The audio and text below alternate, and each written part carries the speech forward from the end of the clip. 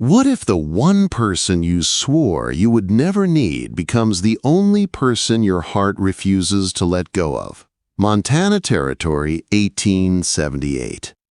The wilderness of Ruby Valley rolled out like a wide green ocean beneath the afternoon sun as Zachary Quinn guided his black stallion down a narrow mountain trail. At 25, he'd lived a life carved by loss and shaped by survival. His jaw was dusted with golden stubble, his hat tilted low to shield his eyes from the light bouncing off the valley. The wind carried the scent of pine and river water, a reminder that the frontier showed no mercy to the unprepared. His parents had been killed when raiders burned their homestead. His brother had died 2 winters later from a fever no doctor could cure. From that moment on, Zachary learned to survive with only what he could carry. His companions were his horse, his rifle, and silence. That was all he trusted. That was all he needed. Or so he convinced himself. By the time he reached Ruby Creek, a small settlement of weathered buildings and dirt roads, Zachary intended to stop only long enough to water his horse before heading to Ferguson's ranch 5 miles north. But as he passed the general store, a sharp voice cut through the quiet street. "I believe our business is finished, Mr. Hardrove. Remove your hand from my wagon." Zachary looked over, curious despite himself. A young woman stood beside a loaded wagon, chin high and eyes steady. Her chestnut hair was tied back loosely, strands escaping to frame her face. She wore a simple blue calico dress gathered at the waist with a leather belt. Dust clung to her skirts, but she stood tall like a woman who refused to bend. "Miss Parker, you can't handle that parcel alone," the shopkeeper argued. A woman, traveling by herself. "I've purchased the land fairly," she replied. "What I do with it is my concern." Her voice was steady as stone. Her green eyes clear and bright.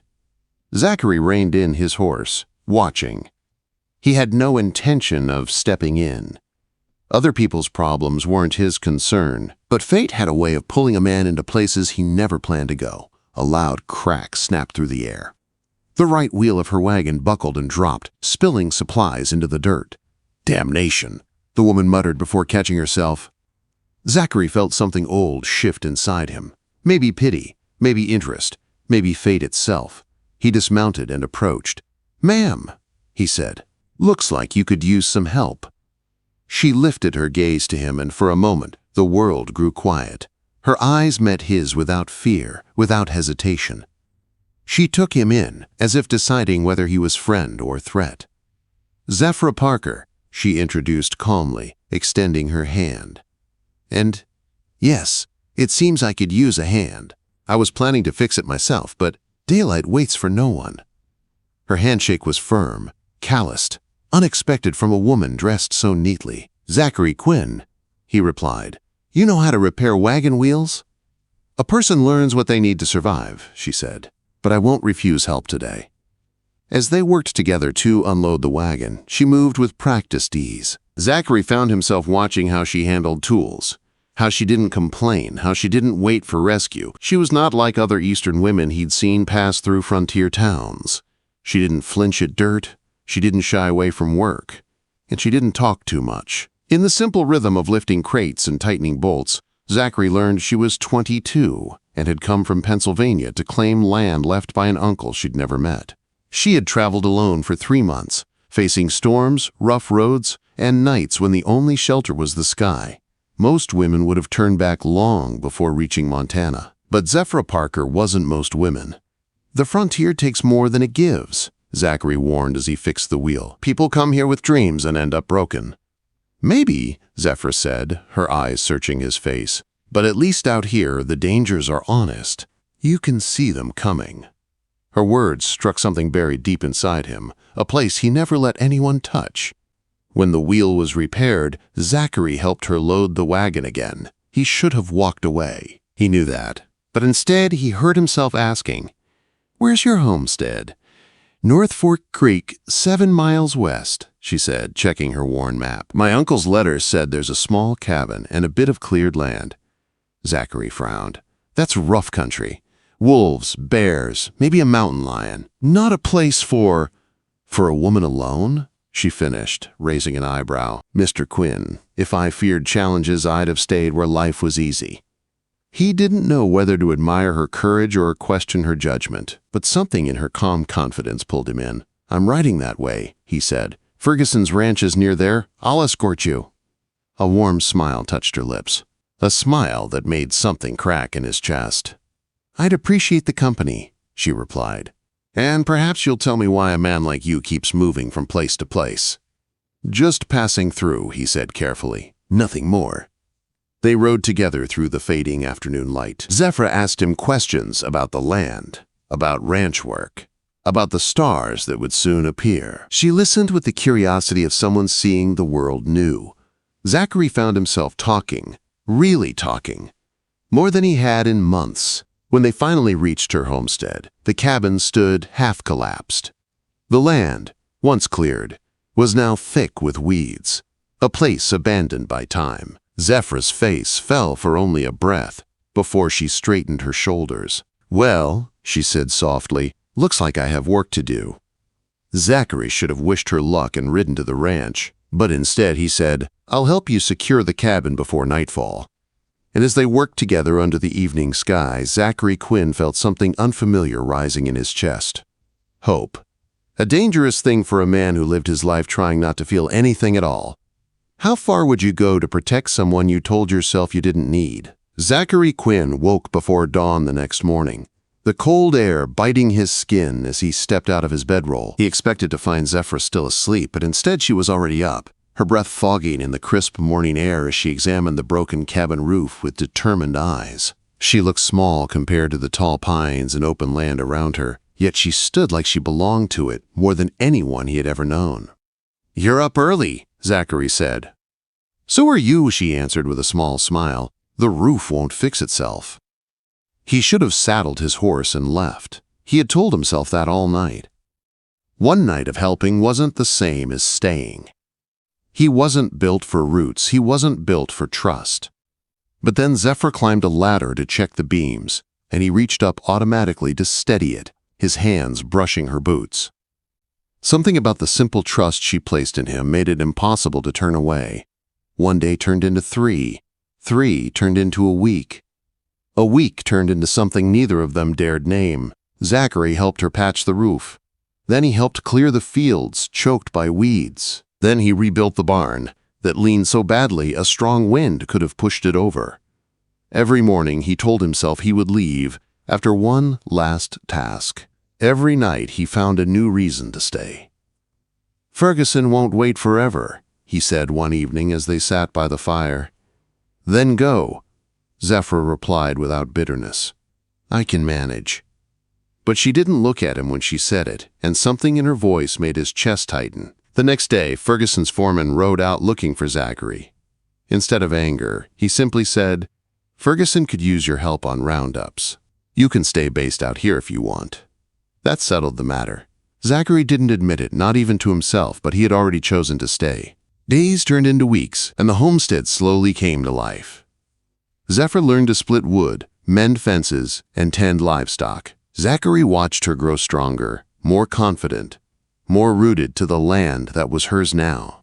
At night, when the work was done and they sat by the fire, a quiet peace settled between them. She told stories of her life in Philadelphia, of books she loved, of music she missed. He told her about cattle drives and storms, about the quiet hours before sunrise on the open prairie. He never spoke about the losses that had shaped him. She never asked.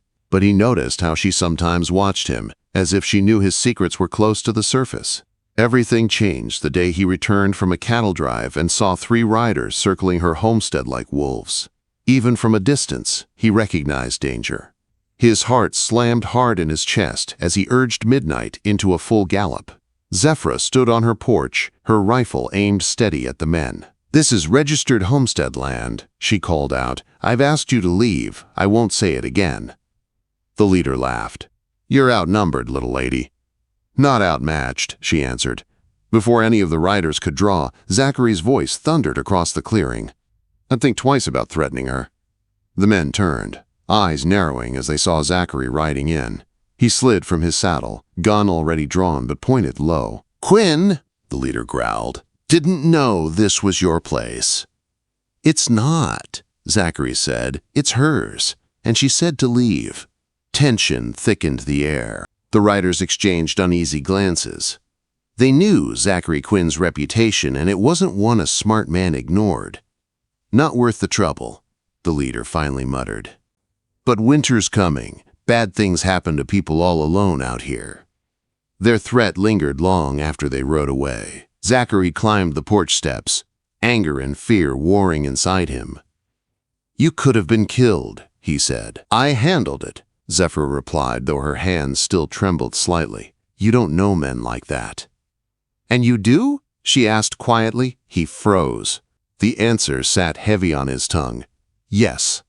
He knew exactly what kind of men those were. And he knew they'd be back. He forced himself to breathe. "If you want to stay on this land, I'll help you protect it." "I'm not leaving," she said softly. "This is my home." Her voice had a steadiness that steadied him in return. That night, with the fire crackling between them, something shifted. He saw her not as a stranger he was helping, but as a partner.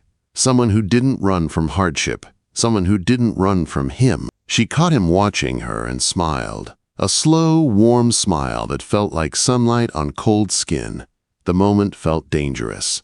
The moment felt necessary. Zachary had spent years building a wall around his heart, but Zephra Parker, with her stubborn courage and steady gaze, was quietly dismantling every piece of it without even trying.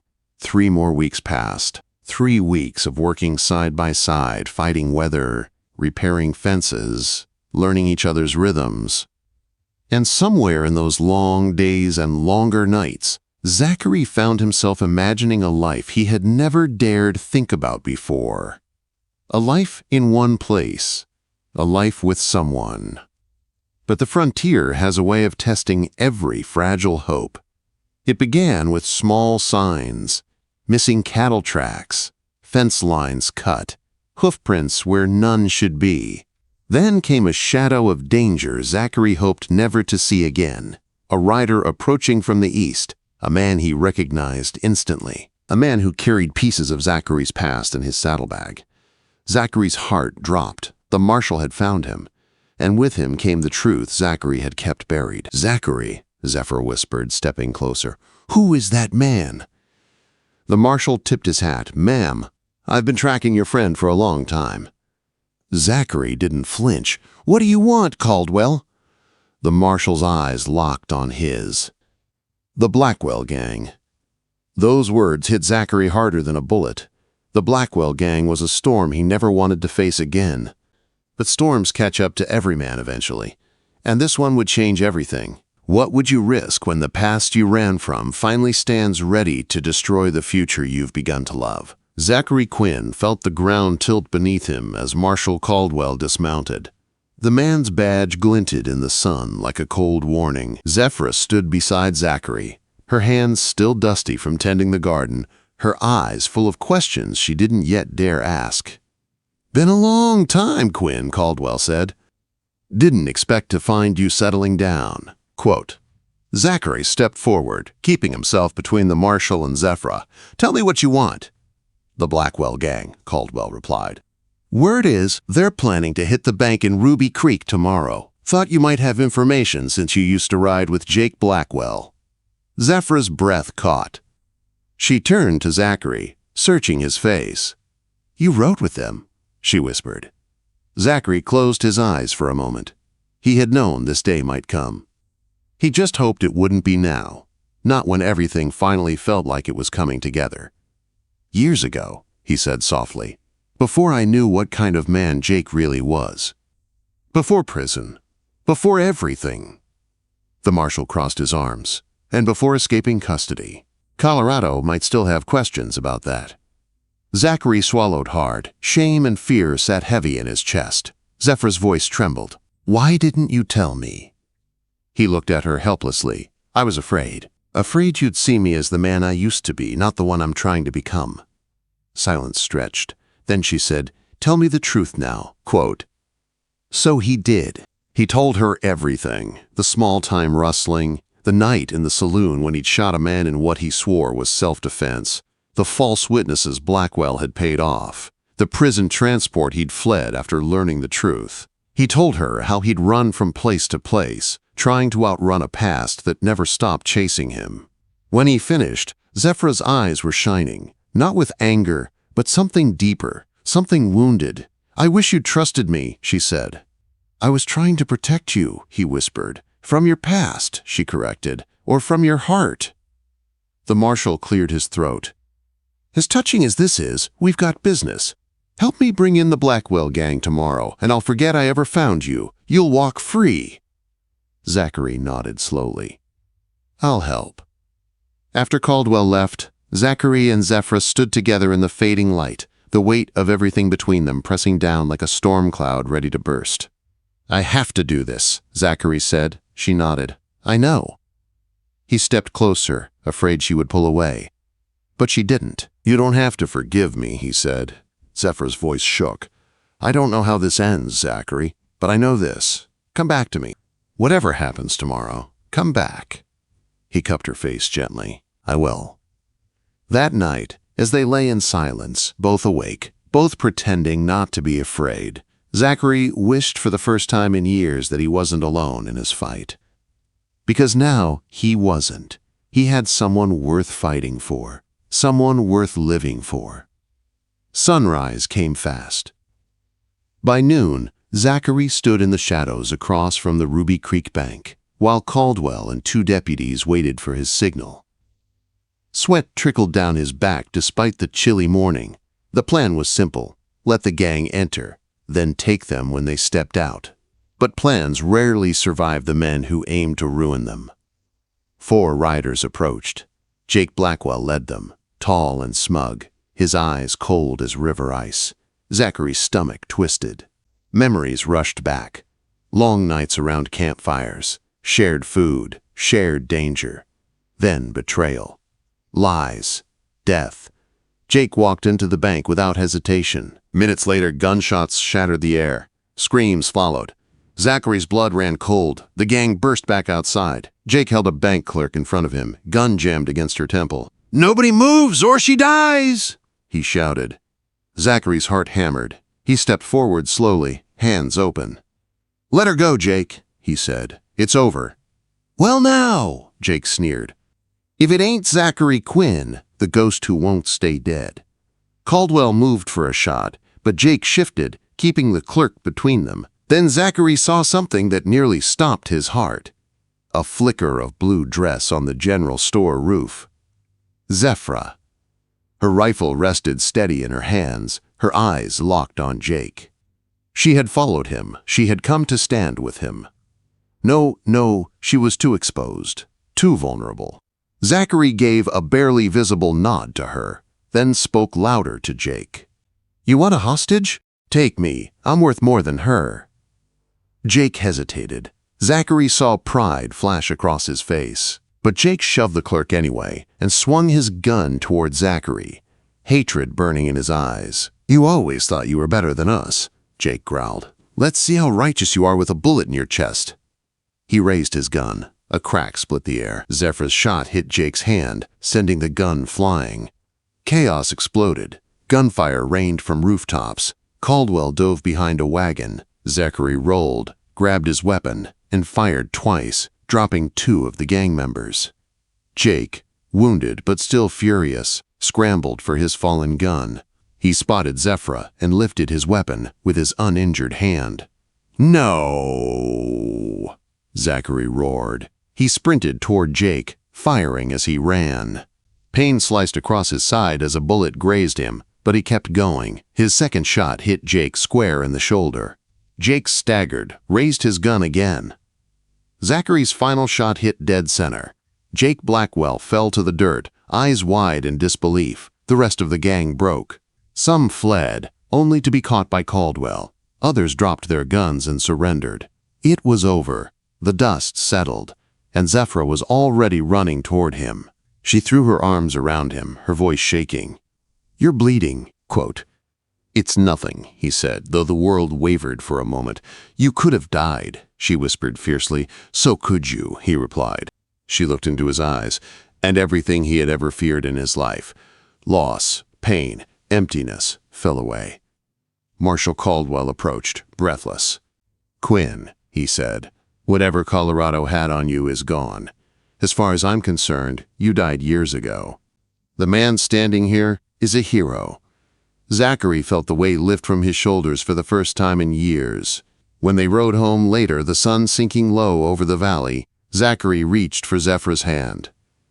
"I thought I was protecting you by keeping my past hidden," he said quietly. "But today I learned the truth. You don't need my protection." She smiled. "No, but I need you." His heart cracked wide open. "I love you, Zephra," he said.